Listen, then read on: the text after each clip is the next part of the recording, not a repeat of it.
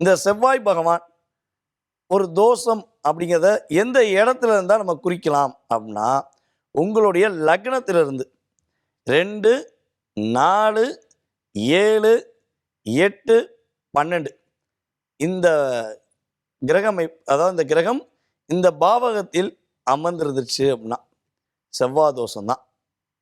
ஓகேவா? ஸோ உங்கள் ஜாதகத்தை நீங்கள் செக் பண்ணிக்கணும். அப்போ இந்த இடங்களில் கிரகங்கள் செவ்வாய் இருந்தார்னா உறுதியாக செவ்வாய் தோஷம் உறுதி செய்யப்படுதுங்கிறது பார்க்குறோம். சரி, இந்த செவ்வாய் தோஷம் என்னென்ன பாதிப்பெல்லாம் கொடுக்குது? மெயினாக செவ்வாய்னா யார் அப்படின்னா ஒரு இரத்தக்காரகர் அப்படின்னு சொல்லலாம். அதுக்கடுத்து என்ன சொல்லலாம்? செவ்வாய் பகவானை கோபக்காரன், ஒரு முடிவு எடுத்துட்டாருன்னா அதில் ஸ்ட்ராங்காக நிற்பார் அப்படின்னு சொல்லுவோம். ஸோ அப்போ இந்த செவ்வாய் நான் சொன்ன இடங்கள்லாம் இருந்தால் அந்த ஜாதகர் முன்கோபம் அவருக்கு அதிகமாக வரும் அப்படிங்கிறத எடுத்துக்கலாம்.